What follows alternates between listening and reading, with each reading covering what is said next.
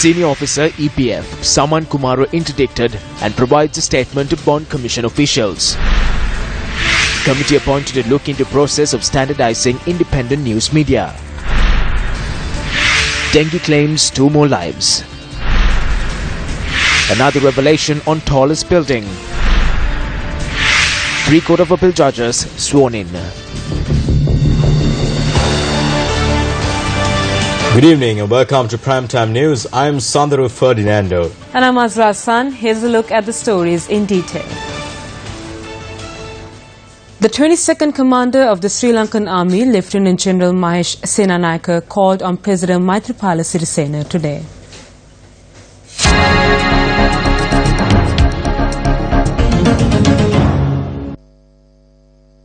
The visit has been a tradition undertaken by the Army Commander after assuming duties in their new position. A special memento was also presented to the President to mark the occasion.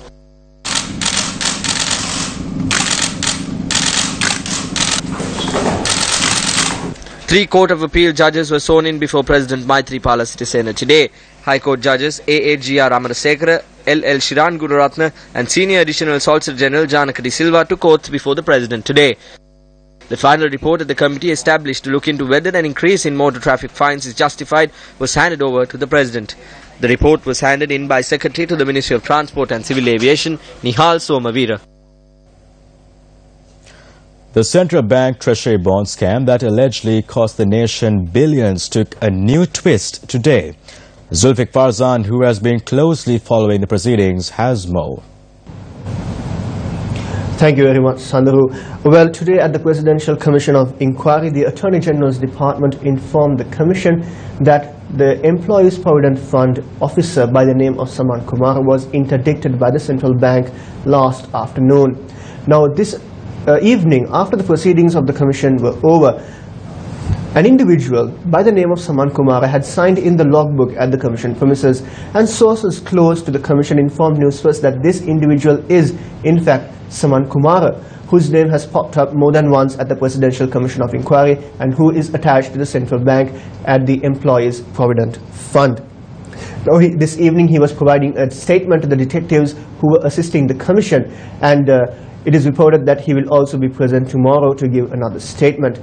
Now, meanwhile, another highlight at the Presidential Commission of Inquiry today was a phone conversation that had taken place between two parties, the Pan Asia Banking Corporation and the Employees Provident Fund. Now, in this phone conversation, before the dealer of the Employees Provident Fund picks up the phone, the background conversation caught the attention of the Commission. Now, in this background conversation, a dealer from Pan Asia Banking Corporation is heard saying that they are not sure whether the Employees Provident Fund is aware of the rates that have been given for the bond purchase. Now, this is because the evidence led through Richie Dias revealed that it was always Perpetual Treasuries Limited that calls Pan Asia Banking Corporation and informs them the rates of which the bond transaction will take place, and thereafter Pan Asia Banking Corporation calls the Employees Provident Fund and then confirms the transaction, and thereafter it goes on ahead. Now, the Attorney General's Department previously said that there was a pattern to mask the real benefactor of these tradings that had taken place in the bond market, and that is why Richie Dias is being questioned by the Commission and his evidence is being examined. Now, the witness, Richie Dias, said that in March this year, 2 employees attached to Pan Asia Banking Corporation were fired because they were found to have acted on the instructions of the former chairman of Pan Asia Banking Corporation, Nimal Pereira. Now, he went on to say that he too had concerns that he even might lose his job because of this whole incident that has transpired. Now, meanwhile, he went on to say that after the central bank report on the bond matter was leaked, the CEO of Pan Asia Banking Corporation had met with the largest shareholder of the bank, Mr. Dhammika Pereira, and informed him during a proceeding on informing the bank's performance that such a situation had taken place. The witness said that Dhammika Pereira had spoken to him over the phone and asked him, "Have you done anything illegal?" And the witness had informed Dhammika Pereira that he had not done anything illegal and had mentioned that as the intermediary role, they earned a marginal profit. He later on went on to say that Arjun Aloysius of Perpetual Treasuries, who is also the son-in-law of former Governor Arjun Mahendran, had called him thereafter and asked him why he said that they only earned a marginal profit. The witness thereafter confirmed before the commission that he in fact spoke to Aloysius and told him that they only earned a marginal profit by serving as an intermediary between Perpetual Treasuries Limited and the Employees Provident Fund. He further, responding to a question posed by President's Counsel Kalinga Indatissa, who is appearing for Arjun Aloysius, when questions were posed on the phone conversations, the witness said that on the 30th, Arjun Aloysius had pleaded to meet with him, and these phone conversations were played at the Commission premises today as well. Those are the proceedings from the Presidential Commission of Inquiry. It's back to the studio. Thank you, Zulfik, for that comprehensive update. Now, the Sri Lanka Army says Brigadier Jayantha Ratnayaka, who was on duty at the Sri Lanka Embassy in America, is missing. Media spokesperson of the Army, Brigadier Roshan Senaviratne, says the Ministry of Foreign Affairs has been informed of the matter. Brigadier Jayantha Ratnayaka was on duty at the Sri Lanka Embassy in USA as a security advisor. He was to end his tenure and return to the island in April. After the conclusion of his duty period, Brigadier Ratnayaka has asked for leave to travel overseas for a month. A Navy officer has been appointed to the post that the Brigadier held at the Sri Lanka Embassy in USA. Speaking to Newsfirst, Army spokesperson Brigadier Roshan Senaviratne said that since the Brigadier has not reported to work, he is now considered as an Army deserter. He said that the required action will be taken against him. The media spokesperson added that since the Brigadier has travelled using a diplomatic passport, the matter was informed to the Ministry of Foreign Affairs as well. Captain Tissa Vimalasena, who was the driver of former President Mahinda Rajapaksa and former councillor of the Puttalam Pradeshya Sabha, Lal Priyantha Piris, have been further remanded until the 18th of this month. The bail application submitted by the suspect to the Colombo Additional Magistrate Chamani Vijay Bandara was rejected.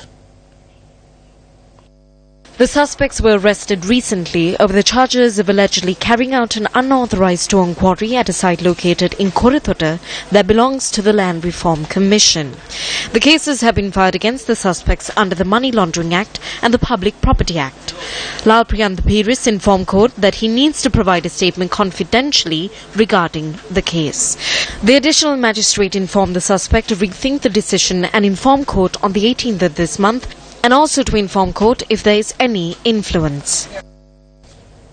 Various parties have responded to the statement made by former Defence Secretary Gotabaya Rajapaksa yesterday.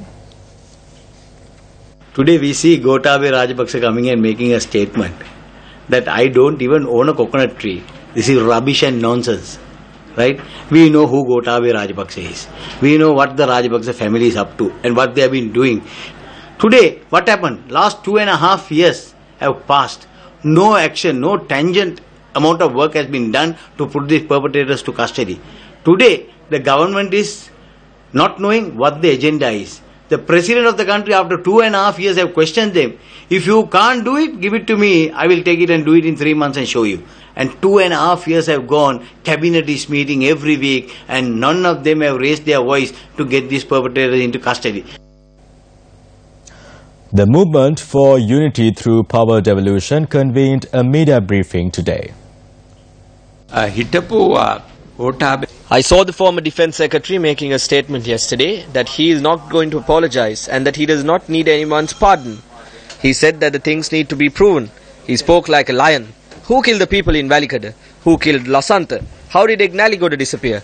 The body parts of Tajuddin are everywhere. They were not found. A doctor needs to be arrested. How did that happen? Who tried to drag Fonseca on the road like a dog and kill him? Who was once considered a hero?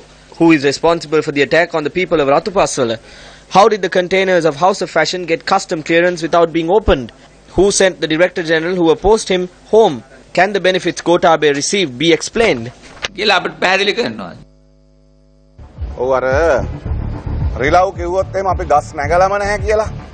can accept Gotabaya's statement if the monkeys say that they have never climbed a tree. We need to ask Gotabaya, are you not aware that 91.4 million rupees was obtained through the UDA to rebuild the tomb of his parents? Isn't this fraud? Because of the fraud involved in the MIG deal, Udanga Veeratunga cannot return to the country. If he has not done anything, why don't you tell him to come and face these charges? He is a relative of yours after all. He knows that he is trapped by the serious fraud committed when purchasing MiG aircraft. A youth who was serving in the embassy was murdered and brought back here. There are people who know these secrets. There is also the story about the bag of gems.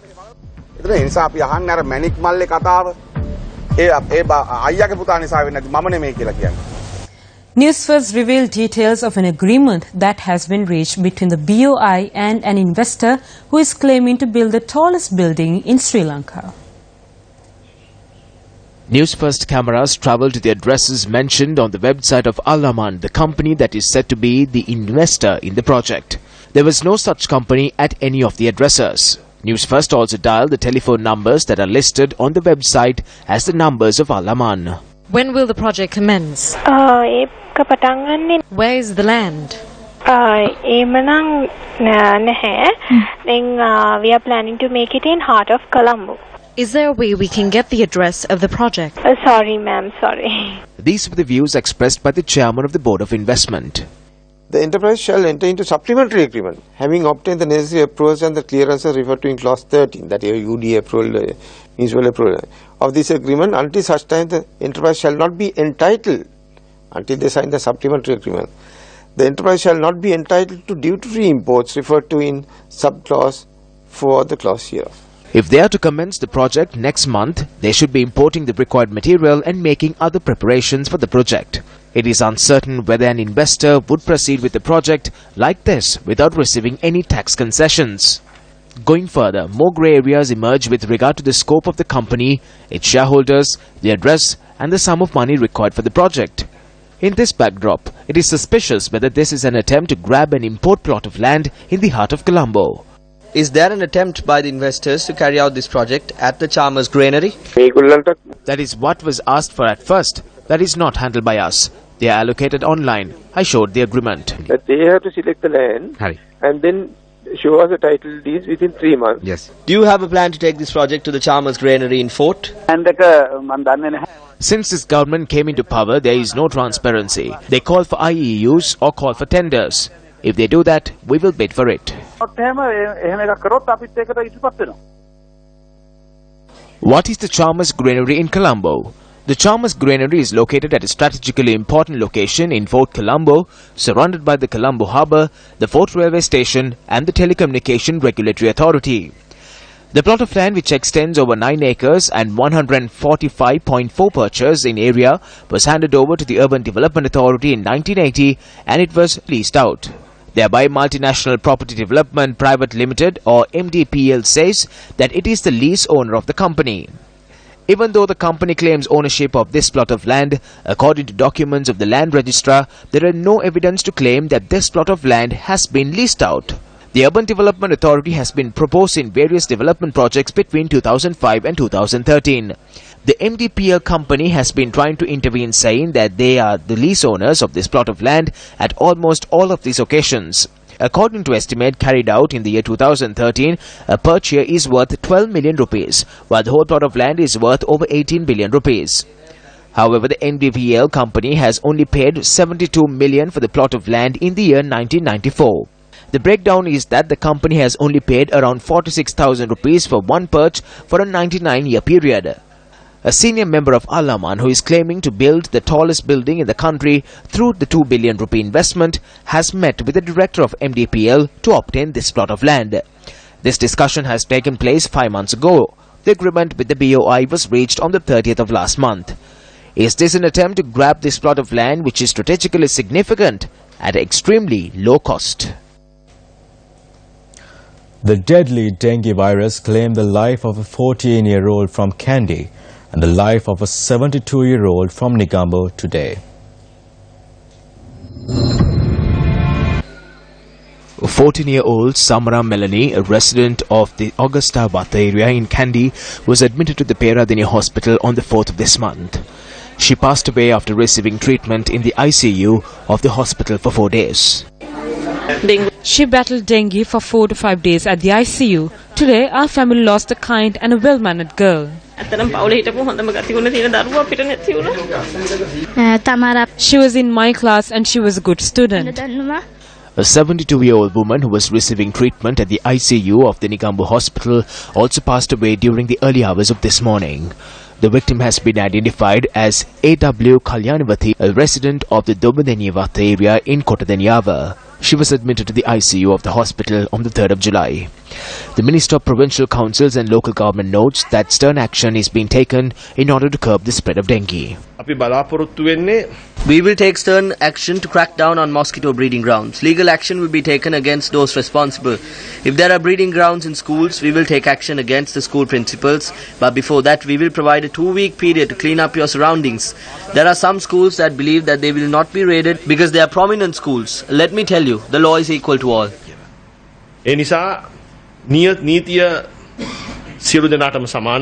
A discussion was also held with members of the media today to create awareness on a special dengue eradication campaign which will be held over the weekend.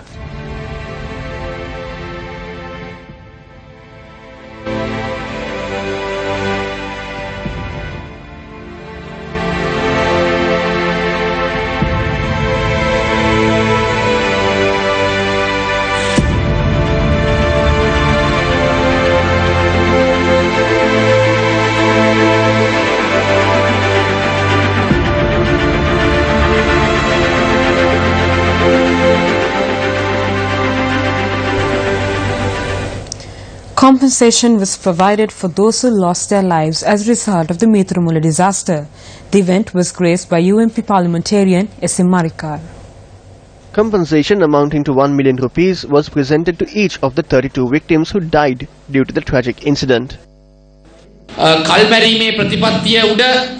lethargic policy was followed in the past. At that time, the lives of other creatures were important than the lives of the people. 33 people paid with their lives because the authorities were afraid to act due to protesters. There were protests on the low-level road. A handful of people from Mithramula and Koronava were among those there. I, as an MP from the government, protested against the government. When the dump collapsed, proper decisions were not made. That burden fell on my laurels, and when the President appointed a presidential commission, I requested them to look into the file that I have. I am aware of all the backroom deals. I told them to record my evidence. They called me to record my evidence. I handed them all the documents in the file. We are of the view that compensation must be given for the 33 lives that were lost, and the perpetrators must be punished. There were those who raised black flags. They were the ones who benefited from this dump. I am waiting for them to go to courts. If they don't, I will.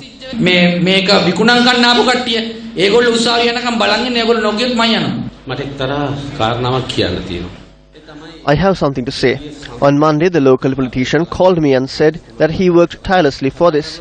Today, I went to a certain place.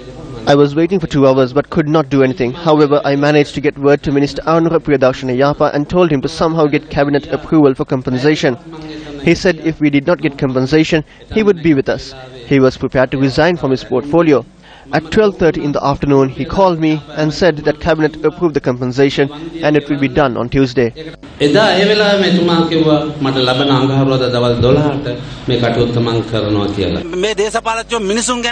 Politicians do not think about the people, they only reach the people during the elections. We ask them to give us a solution to this issue.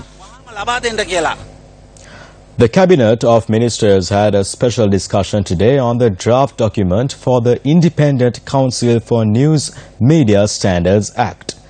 Cabinet had appointed a subcommittee to look into standardization of independent media and provide recommendations.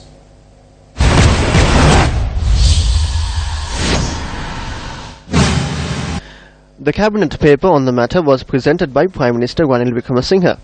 The subcommittee comprises of Ministers Mangala Samaravira, Sarath Amunagama, Rajitha Senaratne, Gayantha Karunatilaka and Deputy Minister Karunaratne Paranavitana. Joint Cabinet spokesperson Minister Gayantha Karunatilaka said the subcommittee will present its recommendations to Cabinet on the matter within 2 months. Today you are touching on media freedom.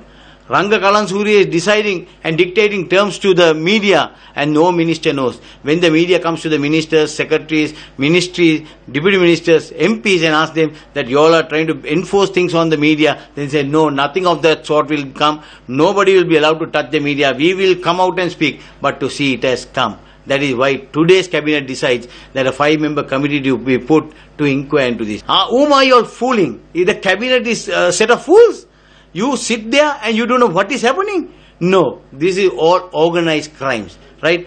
Gotabaya, Mahinda Rajapaksa shot journalists, killed them, sent them away out of the country. But you are today going behind the journalists, breaking the pen and the nib of the pen. I was always on the side of the media. We will not allow anyone to harm the media. If someone does anything unethical to the media, we will oppose that.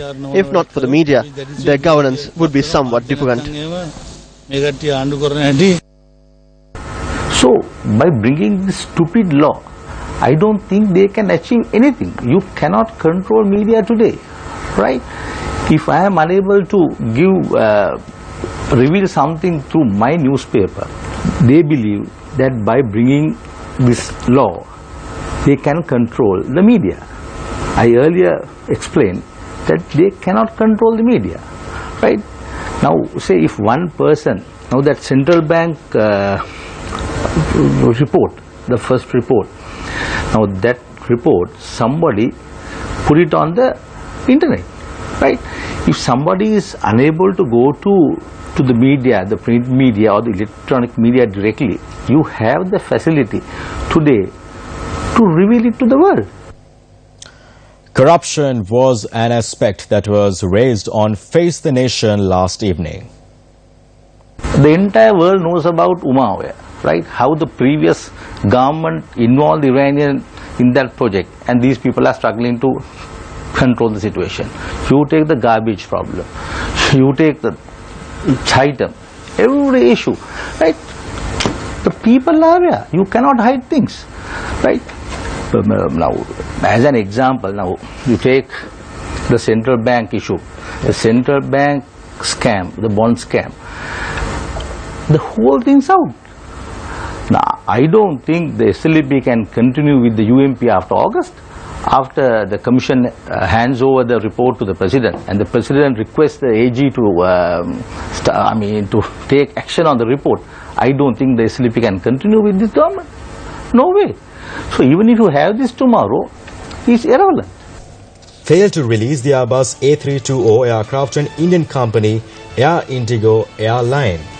Sandru will have more on this story after this short commercial break. As we mentioned before we head into the break, yesterday we reported that there was Sri Lankan Airlines has failed to release the Airbus A320 to an Indian company, Air Indigo. Now, this aircraft was returned 64 days ago when the lease agreement period expired. In response to our report, Sri Lankan Airlines contacted Newsfirst via email to clarify the reason for the delay. Sri Lankan Airlines said, while the particular aircraft was subject to a lease return check, it was found that the two lateral cockpit window panel frames required to be replaced due to metal fatigue. The airline statement mentioned two options for the repair work. Outsourced to a working party from Airbus at an approximate cost of $1.7 million to carry out the repair in-house at a cost of $500,000. The airline said it chose the second option as it was a saving, with an Airbus repair expert on site in Colombo overseeing the repair and was completed within the stipulated timeline. Later, the aircraft concerned was sent abroad for a complete paint event of the full aircraft. The airline states Sri Lankan engineering's facilities cannot paint a full aircraft due to not having the required regulatory approval for this task, nor a sealed paint hanger. Why does Sri Lankan Airlines not have regulatory approval for this task, and has Sri Lankan ever done in-house aircraft painting? If Sri Lankan knew that they had to send the aircraft overseas for the paint work, why was it done after the lease agreement period expired? Sri Lankan went on to say, during that period, the airline's engineers noticed that the front lower skin panels of the aircraft, which were removed to replace the window panels, showed indentations. Who is responsible for the damage? Why was it not noticed when the release return check was conducted in-house? I want to focus your attention on the costs that are involved in the story that we are discussing right now. Sri Lankan Airlines said that they requested the services of a third party, and that is why there was a delay in returning this aircraft. Now, For holding this aircraft for one single day, the cost that will be involved is about $12,000. When you convert it into Sri Lankan rupees, that's about 1.86 million Sri Lankan rupees. When going further, if you look at it, it has been 64 days since the airplane was delayed, and the total amount that is involved is $768,000, and that amount equals to a staggering 119 million rupees. We know that there are a lot of people across the island who are suffering with a lack of water, clean drinking water, without access to clean drinking water throughout the island nation. And the way they obtain their clean drinking water is through a machine called the reverse osmosis machine, or the RO machine, which is a water filter. If we have 119 million rupees, we can provide 85 such water purification machines. And through that, we will be able to provide clean drinking water to about 255,000 people living in our own country. Now, when you look at the losses of Sri Lankan Airlines for the year 2016, the loss stands at a staggering 14.1 billion rupees. You think that this is a big amount, but when you look at the amount, compare it to the last year, this is an increase of about 10 billion Sri Lankan rupees. Who is responsible for this colossal cost to be borne by the public? Where is the CEO of Sri Lankan Airlines? While they enjoy all the perks of the job, will the CEO and the board be held accountable? It's back to the studio. That's all we have to you regarding the Sri Lankan Airlines. We'll have constant updates regarding the Sri Lankan Airlines and this A320 controversy that we are in discussion. Back to the studio, Azra and Sandaru. Thank you, Chaturanga. In more local news, today the Minister of Housing and Construction, Sajith Premadasa, provided aid and relief material to 780 families in the Tangol Divisional Secretariat who were affected by the adverse weather. You know that the powerful people in this area staged a drama during the recent floods. They got into the water for the media to see. These same people robbed the money of the public out in the open. We would have been able to provide more relief to the people affected if these people did not drain the treasury. We provided a substantial amount of relief to the people today. I am happy to say that the subsidies will not stop. Until the people receive some form of strength, we will not stop this. That is a true patriotism. Up next is Action TV.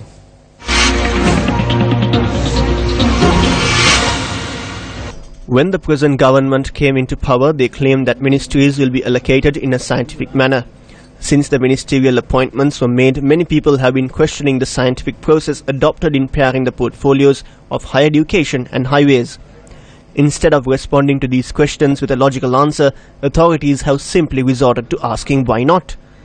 However, our focus tonight is not on the specific process in the allocation of ministries, rather the scientific process of fraudulent practices adopted by the Ministry of Highways when renovating roads. Renovation work on this road, which extends from Thonigala to Andravava, began in March this year under the auspices of the subject minister. 86 million rupees was allocated to renovate this 5-kilometer stretch of road. This included expanding the existing road from 8 feet to 12 feet, carpeting the road and constructing 13 new culverts. However, the contractor notes that he has been ordered to carry out a different task.